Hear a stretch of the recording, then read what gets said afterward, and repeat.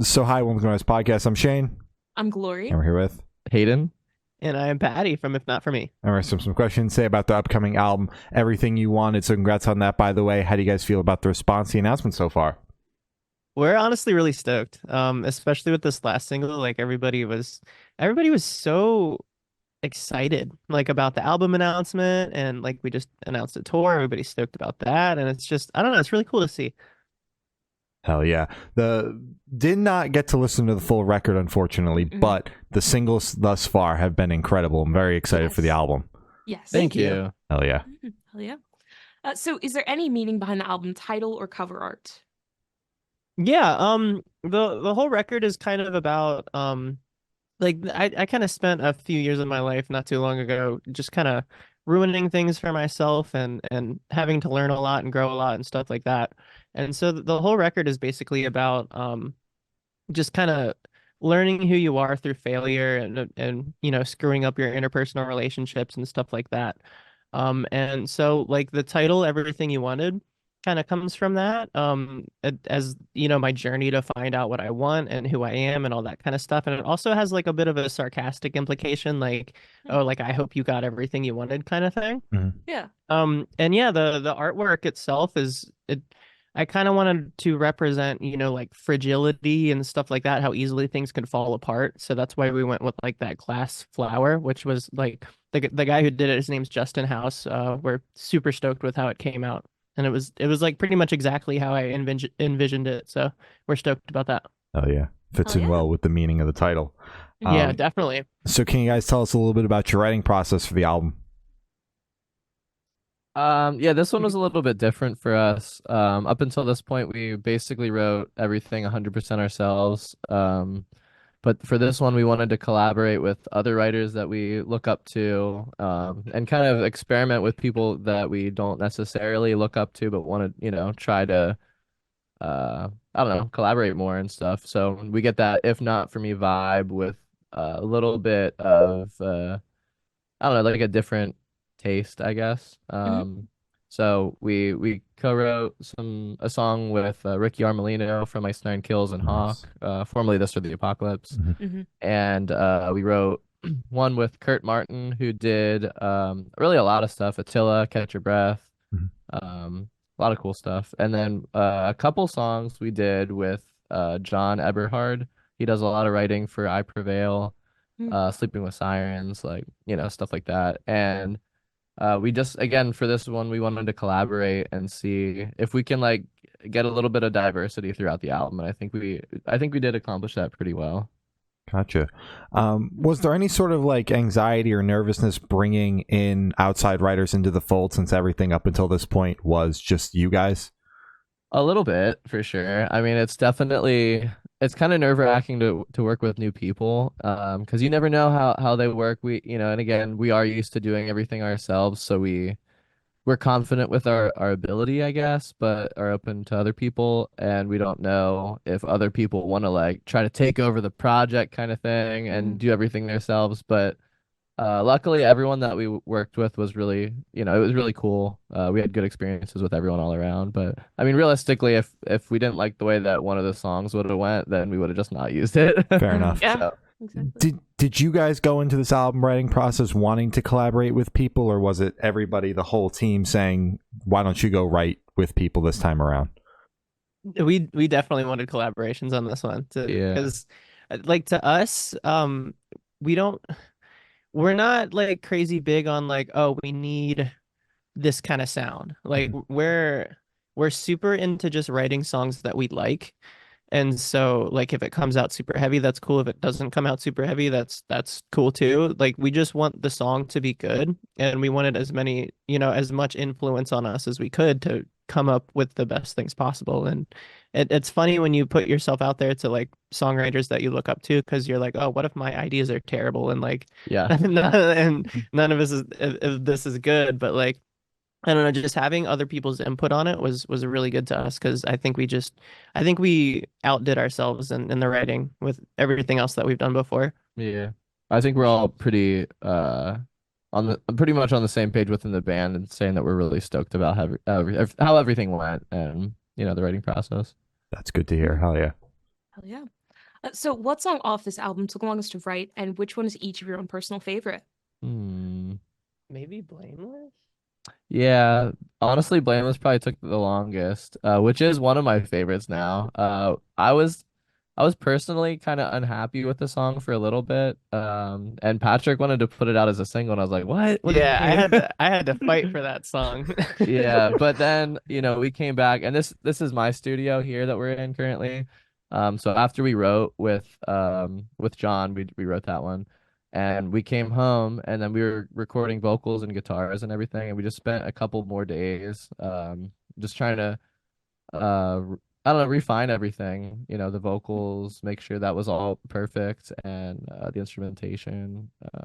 And so that definitely took a little bit longer than the others, but all in all, we probably spent a little over a week maybe on that one alone. I don't know. It's hard to Yeah, say. something like that.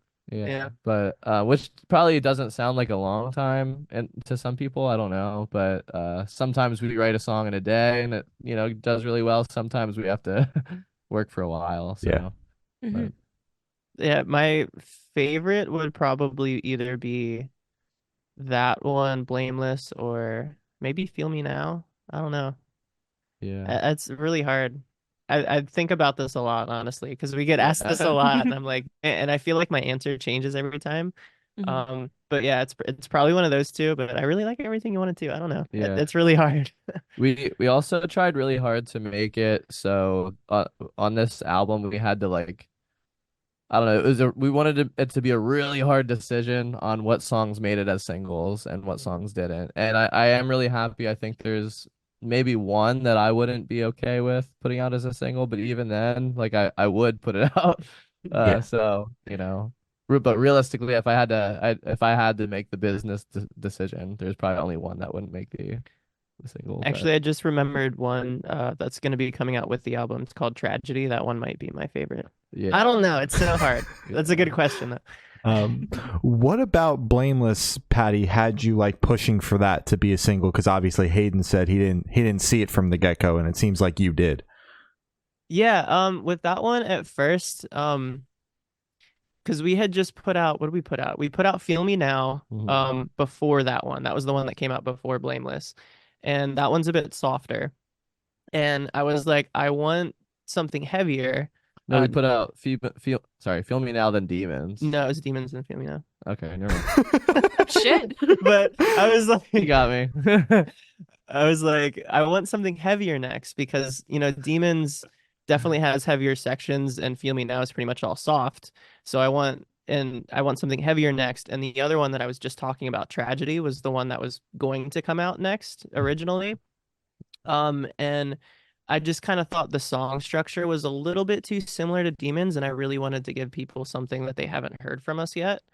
And that's ultimately why I was fighting so hard for that one. And I also thought Tragedy would be really good as like the focus track that comes out with the record, because we weren't going to do a music video for Blameless, or whatever song was going to come out at that time.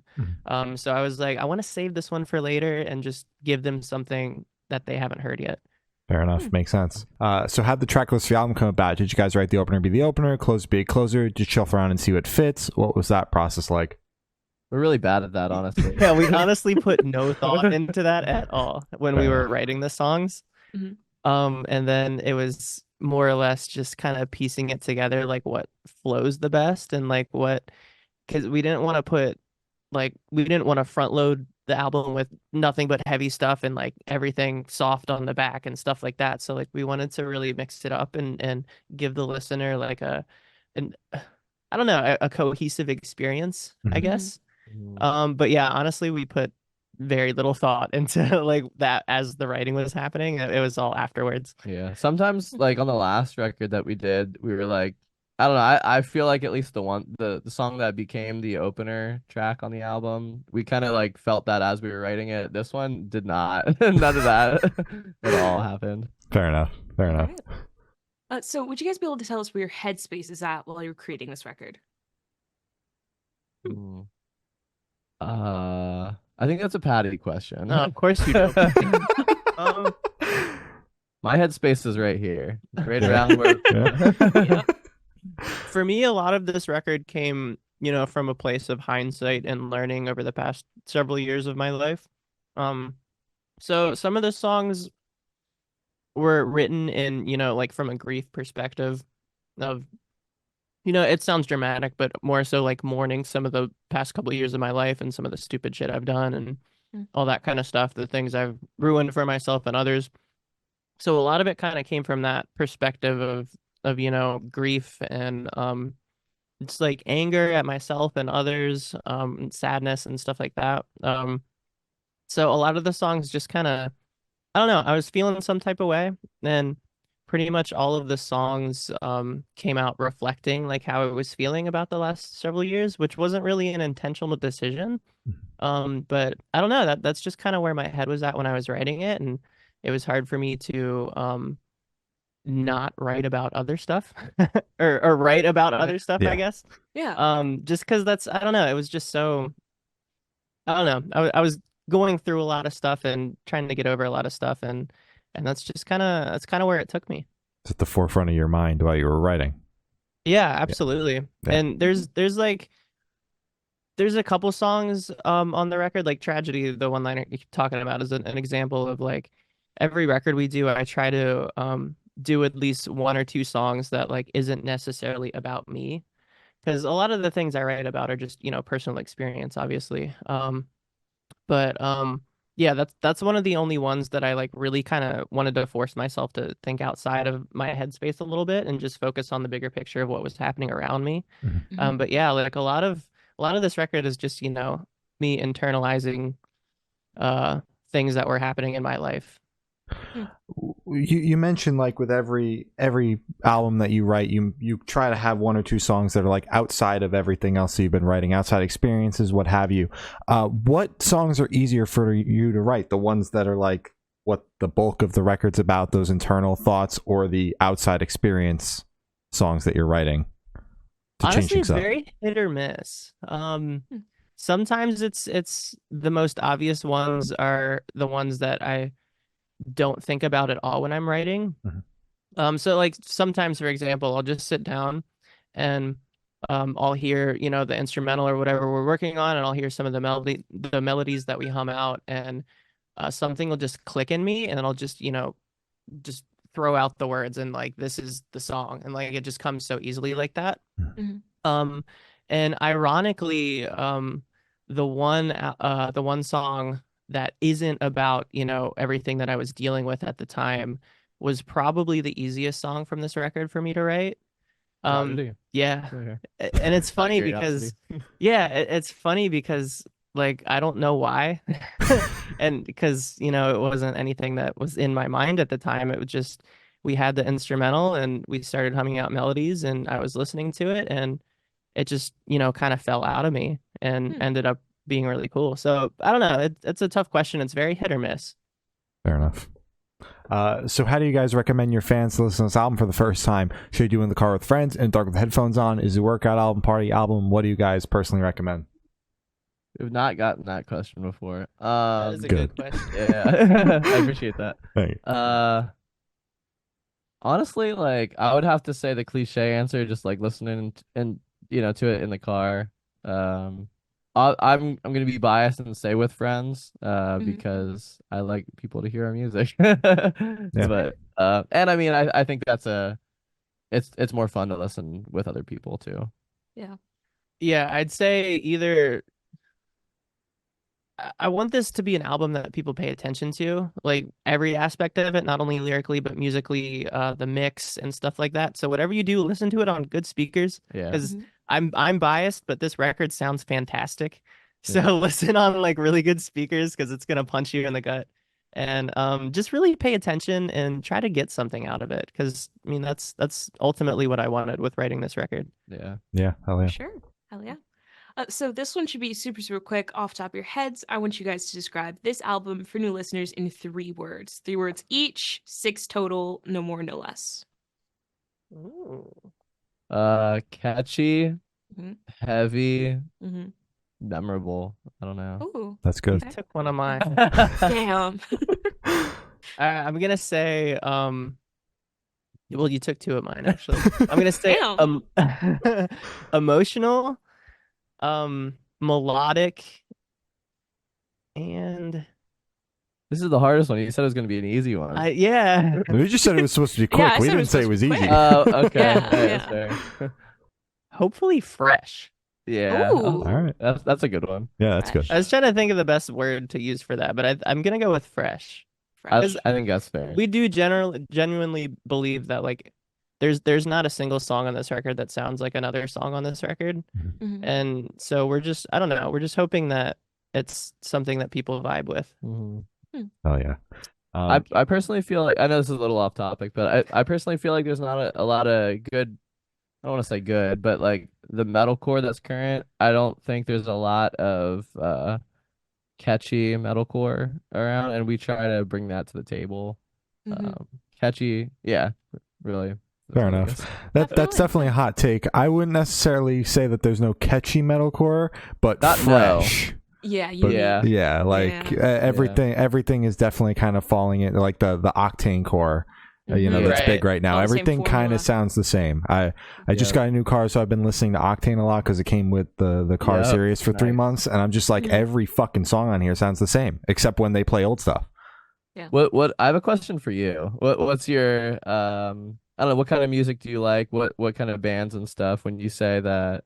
Just out of curiosity, like what metalcore sounds really catchy to you?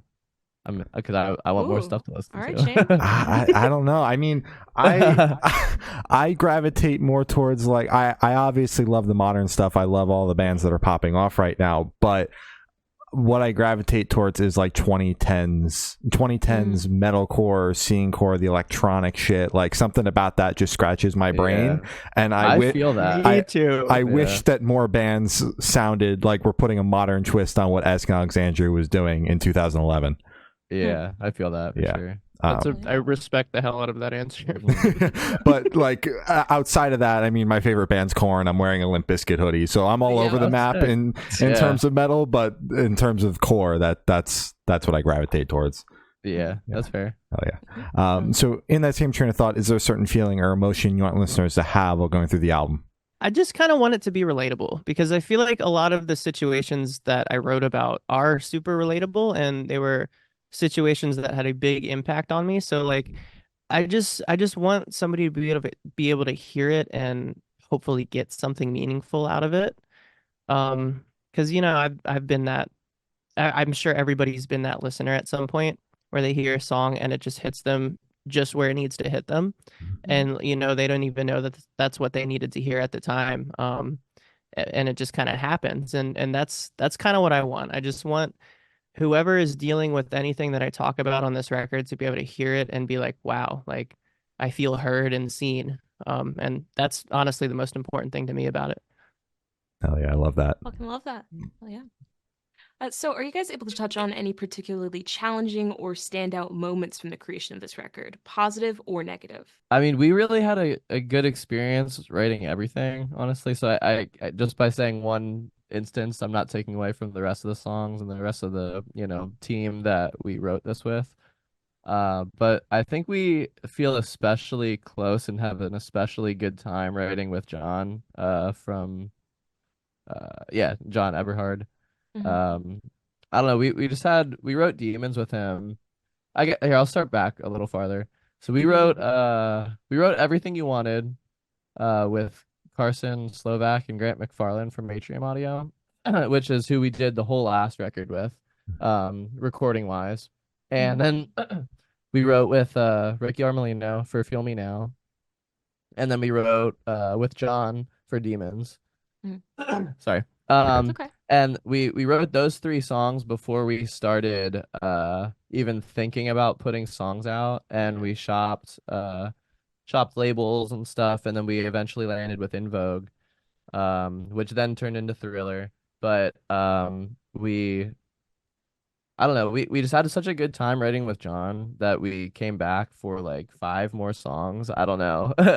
Which was really cool. Like we're definitely gonna do a lot more with him.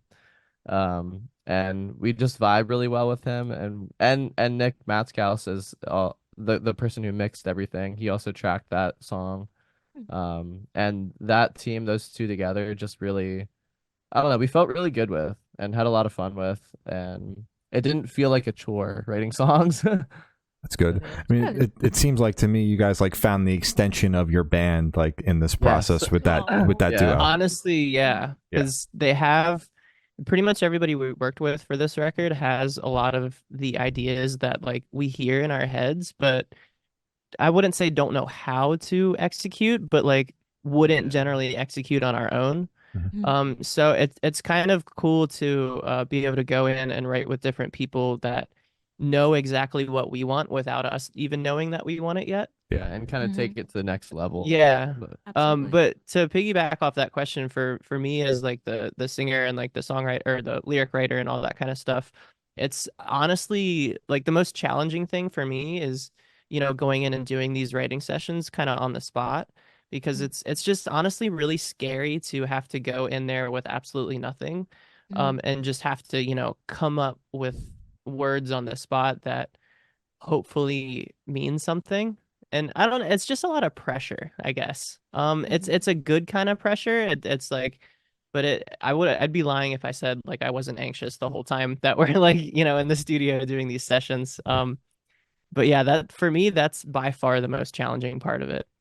So For sure. you guys were just walking into these sessions like no idea, just knew you had a session. It wasn't like even like a concept or a line, nothing. You were just going in blank slate, yeah, open to whatever. Pretty much. there was like maybe 2 songs or so. Other than we did do a couple ourselves on this one or one. I don't know. Yeah. But there was a couple that we did bring like very rough demos to say, hey, like here's a riff, here's a verse, here's a chorus. But we have no vocals. I don't think we had any vocals. Yeah, I don't think we had any vocals for anything going on. And I don't think we had anything more than like a riff or two for any of these songs when we went into the studio. Fair enough. Wow. So do you prefer just throwing yourself out there? I kind of do like it, honestly, because yeah, I don't know. We had a really good time, so I like the way that everything went, and I can't say that I wouldn't do the same thing for the next record. For me, like I wouldn't say that it's like my favorite thing in the world just because of what I was talking about with the amount of pressure that it brings. Yeah. But I'd be lying if I said that like these aren't, the best songs that we've done. So I Yeah. can't be too mad about Yeah. it. You know? Yeah, exactly. It definitely is a lot of work to, especially like when we have like a time frame, like, hey, we have 8 hours or 2 days or whatever it is to come up with a banger. Yeah. Then it's like, okay, pressure's on. But again, It's crazy when you think about it that way though, because what he just said with we have a certain time frame to make, the best song possible. And I don't mean to, toot my own horn, but I don't think we missed. Like I think everyone was, hitting. Yeah. So, I don't know. I honestly do think that we work better under pressure like that too. Yeah. Because again, this is my studio. Our bassist has his own as well, and we both write songs. Too. Patrick has one too. We all write songs, and just like in that environment. Obviously, when I have other clients come in, I set up time frames and do the same kind of thing that we did. But when I write for myself or for if not for me, it's like I can take as long as I want to do the song, and that is a negative thing for me. Oh, Yeah. you're gonna drive yourself insane. Yeah. Yeah, exactly. Yeah. I could change it forever, redo things forever, So I really try not to, think about how much time I have. It's a really good point, actually. Yeah. So for this question, I want you to picture you're on tour. You're at a gas station for a rest stop. What is your snack of choice? I personally try really hard not to get snacks. Yeah, I like I drinks do. and water. I don't put any effort into not getting snacks. I get all the snacks. He Hell does. yeah. I would say I'm grabbing Starburst. Starbursts. I'm grabbing Lay's original barbecue chips. I'm grabbing a vanilla Coke. Ooh. Sometimes a chocolate milk for some reason, Okay. Spicing it up. and some glizzies for sure. Sometimes he gets an ice cream cone. Yeah, You get the fucking gas station hot dogs? I do. Why do you do that to yourself? What's up with that? Because it's either that or not eat sometimes. When we go to a rest stop or anywhere, I try to find like at least a McDonald's. McDonald's is not my favorite, but I want some kind of like dinner substance. Yeah. Yeah. And then like, we bring a lot of water, so I try not to buy drinks, but I'm honestly just a garbage disposal. I feel like I I eat get it. like the shittiest out of all of us in the band. But, It doesn't count. You're on tour. You burn Probably. that shit off. None of it yeah, matters. It's exactly, fine. It's exactly. fine. Yeah. Yeah. Perfect. And on the topic of food, if the band was a dish, what dish would the band be and why? creme Oh, brulee. why Oh. would we be a I'm creme just brulee? kidding. I don't know. That's the first thing that came to mind though, so I think Oh. it must hold some weight. Oh man, that's a really good question. Throw some meaning to creme brulee. Why? Yeah, I don't know. That's what Yeah. you just- To be Bro to be just wants it completely right honest- now. right. Yeah, I don't know. I think I have an answer, but I don't know if it's stupid or not. I'm gonna Give it. say a nice, like 18-ounce ribeye steak That's Okay. fair. because we got the meat, and then we have, a side of mashed potatoes and broccoli, maybe a little Caesar salad in there. Who knows? Because Ooh. we're well balanced. That's We like to hit the food groups. yeah. Mm-hmm. Yeah, I would say you go to the Red Lobster and you get a salmon, shrimp, and The ultimate feast. what is it? Salmon, shrimp, and lobster, I guess. Yeah. Yeah, that dish with a Caesar salad and loaded mashed potatoes. No sour cream though. Oh. No, sorry. Because like as Patty said, we're well rounded. And we're expensive. Yeah. Yes, yeah. All right. All We're right. not really expensive. Yeah, no. So But we for- like to give off the vibe that we are expensive. Fair enough. Exactly. Fair Yeah. enough. Luxury. Yeah. So for the last That's an couple awesome question. I love that. Sorry. Thank Thank you. Thank you. So for the last couple questions, we're going to shift completely away from music and go straight to death row. Boom. So if you're Cool. on death row, what would your last meal be with a drink? Exactly what I just said. Really? The ultimate feast. Yeah, Red Lobster. I'm not gonna lie, I'm craving so hard right now. I've been trying to go to Red Lobster for like a week, and I have discipline somehow myself. Yeah. Normally I I think don't. this is I a would've been sign, there. though. You should probably go Right. after this. Yeah. All right, maybe. That does sound good. I Mine, might. mine would probably be very similar to what I was saying too. A nice, maybe blackened steak.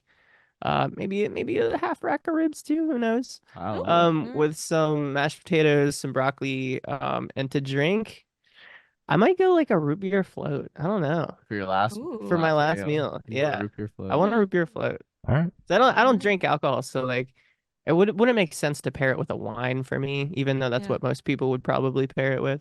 I wouldn't. Oh, I'm not a wine drinker either. Though. Mm-mm. root beer float. All right. Root beer float. Okay. And if you could live in one fictional world for a week, where would you live? Lord of the Rings. Oh, I'd okay. be in Middle Earth for sure. Okay. Where? Do you have a specific spot? Ideally somewhere where I'm not gonna die. That's a good one. Which isn't very many places. So maybe the Shire. Not Yeah, too the much Shire. bad stuff happens in the Shire. They just kind of eat and And- drink and smoke. Exactly. And it's Yeah. also beautiful. And it seems like there's a lot to do. There's, Mhm. rivers. They go on like hiking trips and, they party Parties. a lot. Yeah, exactly. So I'd probably say the Shire. Mhm. I would have to say, I guess technically it's Earth, but in the world of Dragon Ball Z, Oh, okay. theoretically though, best case scenario, I would be able to have those powers as well, so I can fly and, shoot energy beams out of my hand. I mean, who doesn't want to do that? Exactly. Apparently, Yeah. Patty. Damn. Yeah, but like second breakfast? Come on. Is that what that's from? Yeah. I Yeah. was saying that recently. I didn't know what it was from. All right. So Ireland, I'm asking the last question. Every single person that we've spoken to have said that it is the most important question. What's your favorite color?